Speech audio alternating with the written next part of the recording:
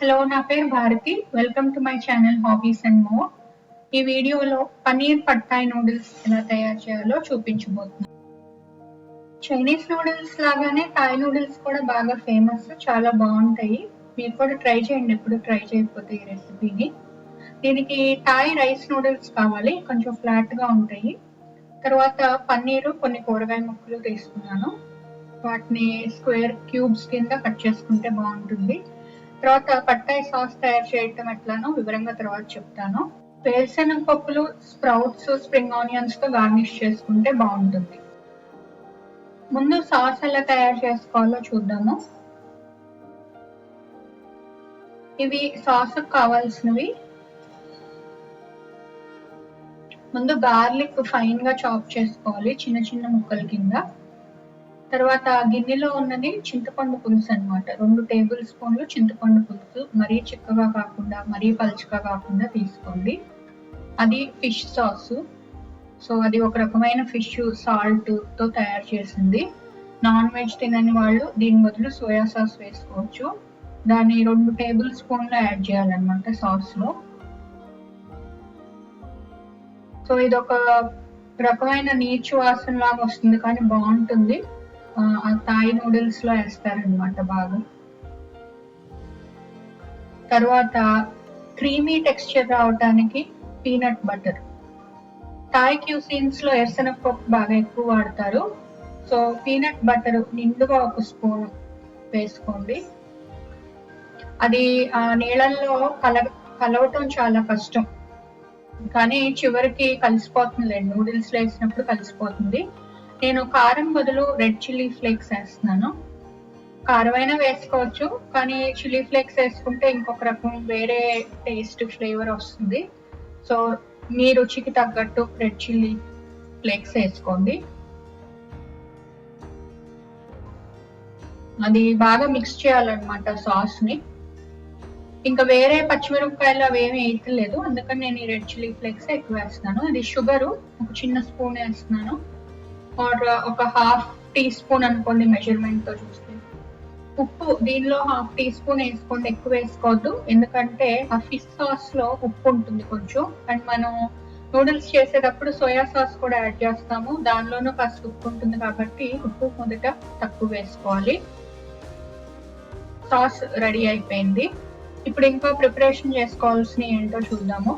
ముందు నూడిల్స్ ఉడికించుకోవాలి. దానికి ఒక పెద్ద గిన్నెలో నీళ్లు తీసుకుని, నీళ్లు బాగా మరిగేటట్టు ఫస్ట్ కాగబెట్టుకోవాలి. తర్వాత కొంచెం నూనె వేసి, తర్వాత ఉప్పు వేయాలి ఆ నీళ్ళల్లో.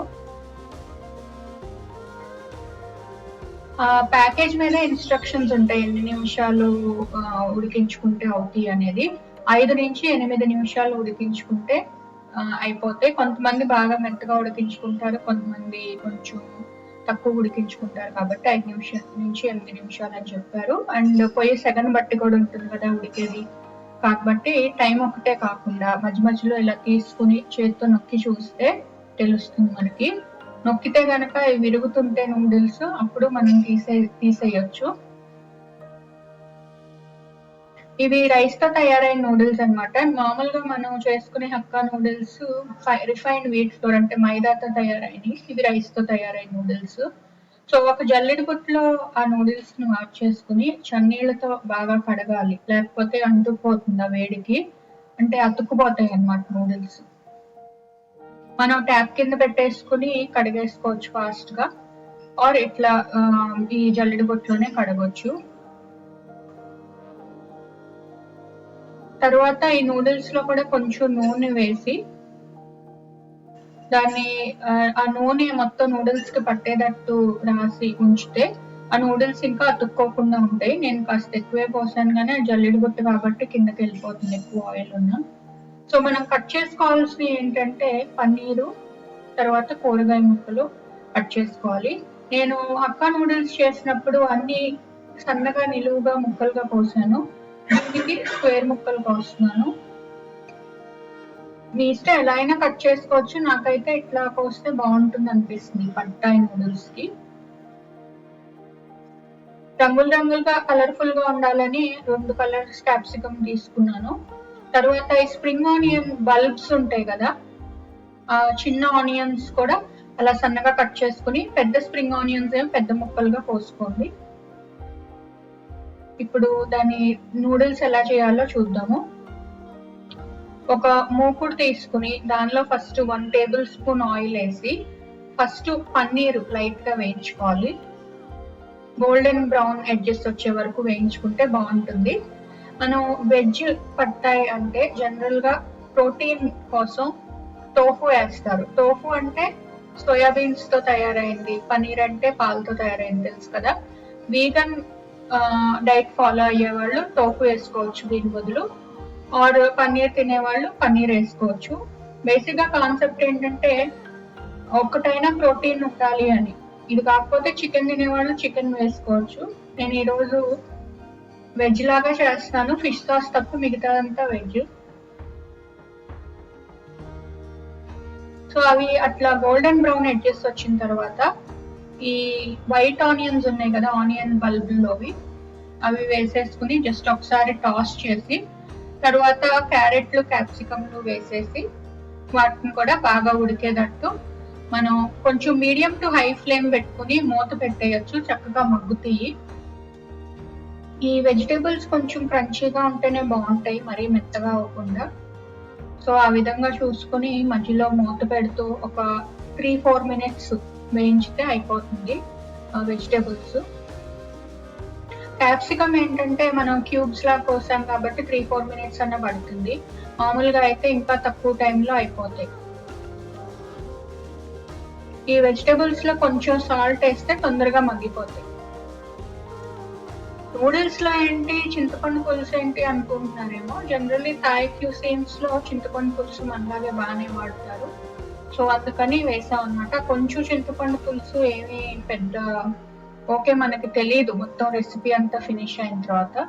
సో ఈ పట్టాయి సాస్ ని మనం ఏదైతే తయారు చేసుకున్నామో అది వెజిటేబుల్స్ లోనే వేసేసి ఒక 1/2 మినిట్ ఆ వేడి మీద కనుక మనం యాడ్ చేస్తే అదొక మంచి ఫ్లేవర్ వస్తుంది.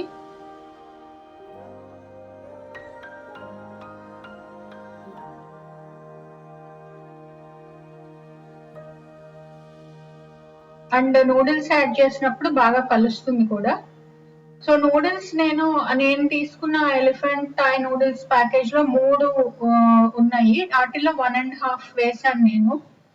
ఇది 5గురికి చక్కగా సరిపోయింది డిన్నర్ కి. ఇంతకన్నా ఎక్కువ అయితే ఒకేసారి చెయ్యొద్దు, ఎందుకంటే కష్టం అనమాట, మనం మిక్స్ చేయటం కష్టం, నూడిల్స్ సరిగ్గా రావు. మనం ఎప్పుడైనా రెస్టారెంట్స్ లో కానీ బయట బండి దగ్గర కానీ చూసినప్పుడు వాళ్ళు ఎక్కువ ఒకేసారి చేయరు, కొంచెం కొంచెమే చేస్తారు. మనం అట్లానే 1 అయితే పర్ఫెక్ట్ గా కుదురుతుంది, 1.5 ఓకే. అంతకన్నా 2-3 ఒకేసారి చేయాలి అంటే చాలా కష్టం అది కలపటం. సో 2 సార్లు విడివిడిగా వెజిటేబుల్స్ ఏం చేసుకుని 2 సార్లు విడివిడిగా మిక్స్ చేసుకుంటే బెటర్ అనమాట, అట్లా ఎక్కువ చేసుకోవాలనుకున్నప్పుడు. మనం కలిపిన తర్వాత ఆ నూడిల్స్ టేస్ట్ చూస్తే, ఆ సాస్ కలిసిన దగ్గర నూడిల్స్ టేస్ట్ చూస్తే ఉప్పు కారం తెలుస్తుంది. ఓకే ఎక్కువ కలిపేస్తే ఆ నూడిల్స్ అన్ని చిటికిపోయినట్టు అవుతాయి అనమాట. సో కింద నుంచి పైకి జాగ్రత్తగా పెద్ద గరిటె తీసుకుని కలపండి.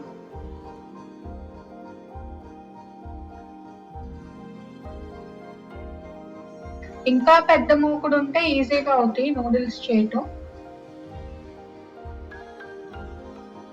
నేను ఇదివరకు చూపించిన వెజ్ హక్కా నూడిల్స్ చూడకపోతే చూడండి, అది ఇట్లా విడిగా సాస్ ఏం తయారు చేసుకోక్కర్లేదు, అది ఇంకా ఈజీ అనమాట. ఇది కాస్త టైం పడుతుంది. మీ రుచికి తగ్గట్టు రుచి చూసుకుని ఉప్పు చిల్లీ ఫ్లేక్స్ కలుపుకోండి. తర్వాత కొంచెం సోయా సాస్ లాస్ట్ లో యాడ్ చేస్తున్నాను, జస్ట్ 1 టేబుల్ స్పూన్. ఇది dark soya sauce, so 1 table spoon మాత్రమే యాడ్ చేశాను.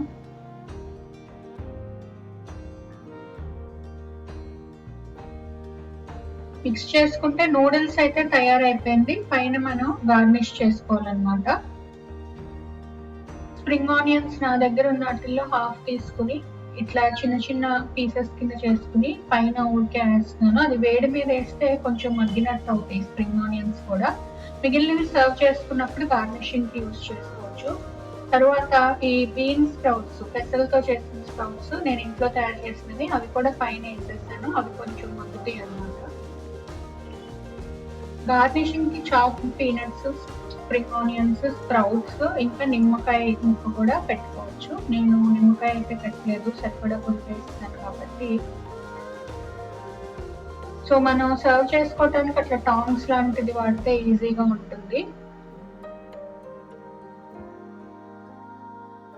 ఆ చాప్డ్ పీనట్స్ అనేవి మనం చూస్తే థాయ్ క్యూసీన్ లో బాగా వాడతారు, పైన వేస్తే బాగుంటుంది అనమాట. ఈ బీన్ స్ప్రౌట్స్ కూడా ఎక్కువ థాయ్ క్యూసీన్ లో వేస్తారు, నూడిల్స్ లో కానీ, రైస్ లో కానీ, ఫ్రైడ్ రైస్ లో కానీ. నేను అన్ని మిక్స్డ్ గా చేసినప్పుడు నార్మల్ హక్కా నూడిల్స్ లో కూడా వేసేస్తూ ఉంటాను, మంచియే కాబట్టి మనం తినడానికి మంచి అవకాశం నూడిల్స్ లో వేసేస్తే ఆ స్ప్రౌట్స్. అదే పన్నీర్ పట్టాయ్ నూడిల్స్ రెసిపీ, మీరు కూడా ట్రై చేయండి. నచ్చితే ఈ వీడియోని మీ ఫ్రెండ్స్ కూడా షేర్ చేయండి. Thank you for watching.